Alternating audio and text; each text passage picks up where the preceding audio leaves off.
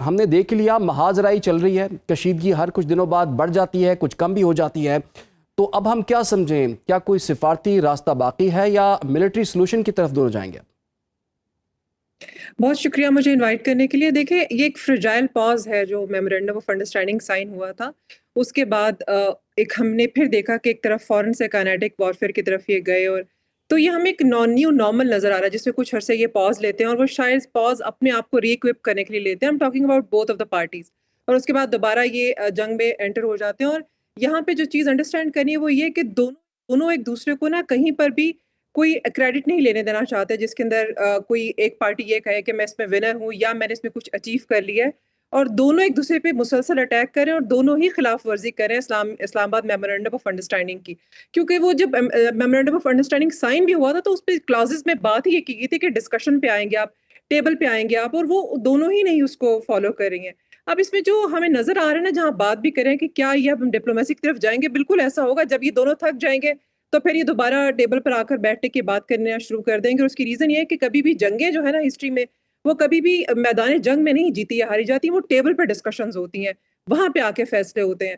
और यहाँ पे एक अंडरस्टैंड ये भी करें कि अभी हम जिस तरह की इनकी जो वॉर टेक्निक्स देख रहे हैं ना, ऑल्दो कि मैं कोई डिफेंस एनालिस्ट नहीं हूँ, बहरहाल लेकिन जो चीज़ें नज़र आ रही हैं वो ये है कि इनके यहाँ ना एक अमेरिका की तरफ से मिसकैलकुलेशन बहुत रही है ईरान की पावर की। यानी अमेरिका ये समझता रहा है हमेशा से कि जो डोमिनेंस है ना, वो एयर डोमिनेंस के थ्रू या फिजिकल बेसिस इंफ्रास्ट्रक्चर हो, जैसे उन्होंने पूरे मिडल ईस्ट में बनाई हुई थी, तो वही एक जो है वो आपको मिलिट्री पावर देती है। लेकिन ईरान जो स्ट्रेटजी अडॉप्ट करता रहा है ग्रे वॉरफेयर जोन की, आप देखिए कि जिस तरह से उसने अटैक्स किए हैं सारी बेसिस के ऊपर, कुवैत पे हालिया जितना ज्यादा स्ट्रेस आया है इसका हम देख भी रहे हैं उसको। तो ये दोनों पार्टीज एक दूसरे को मिसअंडरस्टैंड भी कर रही हैं और एक दूसरे को जो है ना वो एक होता नहीं है कि नीचा दिखाना, वो भी उसके अंदर जो सामने आ रहा है ना, अब जो सिविलियन स्पेशली डेथ्स हो रही हैं वो बहुत ज़्यादा अनफॉर्चुनेटली है। और उसमें फिर ऑडियंस कॉस्ट भी हम इसको कहते हैं, वो ये होता है कि जब आप मुसलसल अटैक करें एक मुल्क के ऊपर, जैसे अमेरिका ने अब उसके ऊपर जो एयर स्ट्राइक स्टार्ट कर दी ईरान के ऊपर, तो जो वहाँ पे कॉमन मैन जो सिविलियन की जो डेथ है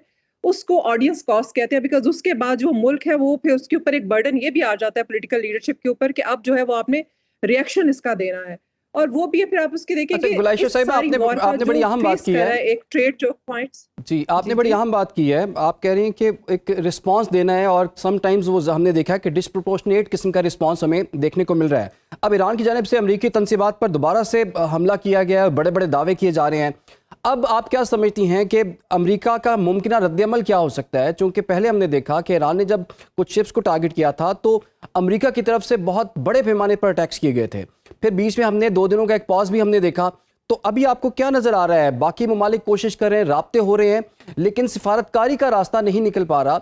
आपने कहा कि ये लोग जब थक जाएंगे फिर टेबल पर आएंगे, तो आपको लगता है कि ये थकने वाली पोजीशन में हैं दोनों पार्टीज, क्योंकि दोनों की तरफ से बड़ा ये रिस्पांस दिया जा रहा है कि हम जो है वो बाज नहीं आएंगे। कोई एक अटैक करता है, उसके बाद दूसरा अटैक कर देता है, तो ये कब तक थक सकते हैं और कब टेबल पर आ सकते हैं? अच्छा, ये बहुत इंटरेस्टिंग एक बात है कि ये इनका थकने का अमल कब सामने आएगा। और आप देखें कि ये जब भी एक दूसरे पे अटैक करते हैं तो ये एक मैसेज भी एक दूसरे को सेंड करते हैं। वो हम्म। मैसेज ये है कि हम टेबल पर बात करने को तो आएंगे, लेकिन वो तब आएंगे जब हमारी टर्म्स एंड कंडीशंस मानी जाएगी। फॉर एग्जांपल, आपने ईरानी एडमिनिस्ट्रेशन की तरफ से भी देखा कि अब जो बयान आ रहे हैं वो कह रहे हैं कि हम टेबल पे आके बात तो करेंगे, लेकिन अब हमारी पोजीशन कुछ बातों पे डिफरेंट होगी।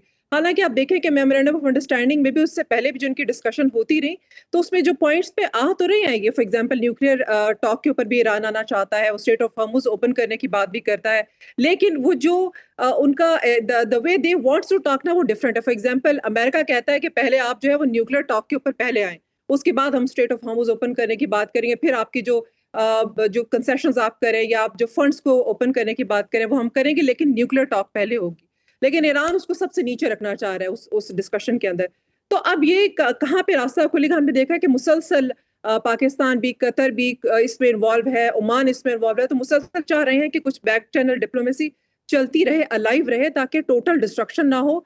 और समहाउ ये दोनों पार्टीज भी चाहती हैं, लेकिन अगेन कि वही चाहती हैं कि वो अपनी टर्म्स एंड कंडीशंस के ऊपर डिस्कशन में है, जो कि फ्यूचर में बहुत मुश्किल है। फॉर एग्जांपल, आप अमेरिकन गवर्नमेंट को देखते तो क्या मिस्टर ट्रम्प जो है वो उनकी जो पॉलिटिकल फ्यूचर है उसके लिए, फिर इकोनॉमिक कंडीशन अमेरिका की, क्या वो इतना अरसा जंग में रह सकते हैं? और उसके बाद जो इंटरनल प्रेशर अमेरिका पे बढ़ रहा है कि आप यानी कॉमन मैन को दिखाने के लिए मिस्टर ट्रम्प बहुत सारी स्पीचेस भी कर देते हैं, अपनी ट्रुथ सोशल पे के ऊपर भी बहुत सारी पिक्चर्स भी दे देते हैं कि हम जीत रहे हैं, लेकिन बहरहाल जंग जो है वो कॉस्टली होती है और वो अब उस पे सवाल उठना शुरू हो गए हैं। और आपने देखा कि मिस्टर ट्रम्प जो थे वो बड़े उसके ऊपर उनका वो आ रहा था कि जब विजिट अभी हुआ नेतन्याहू का मीटिंग हुई तो उन्होंने कहा कि नेतन्याहू जो मुझे बताना चाह रहा है कि ईरान में कहाँ-कहाँ न्यूक्लियर तंसीबात है तो वो दुनिया को बताए, मुझे क्यों बता रहा है? तो वो जी। उनके दरमियान में भी ना एक जो रिलेशन है वो बड़ा टेंस हो रहा है इज़राइल और यूएस के दरमियान में भी, बिकॉज़ अमेरिका को इस वॉर में ड्रैग करने वाले भी इज़राइल है।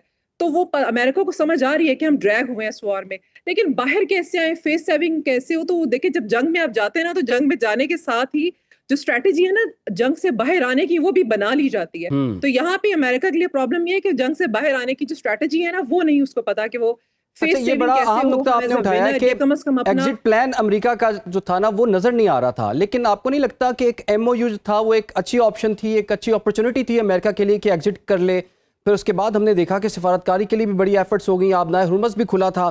तो एग्जिट प्लान आपको लगता है कि मिड टर्म इलेक्शन से पहले एक डोनाल्ड ट्रंप को मिल जाएगा? क्योंकि वो ट्रॉफी चाहिए थी उन्हें, वो किसी भी मरहले पर उनको वो ट्रॉफी अभी तक नहीं मिल पा रही। यही वजह है कि बार-बार वो एग्जिट प्लान मिलने के बावजूद भी जो है, अपॉर्चुनिटी मिलने के बावजूद भी है वो जंग में शामिल हो रहे हैं।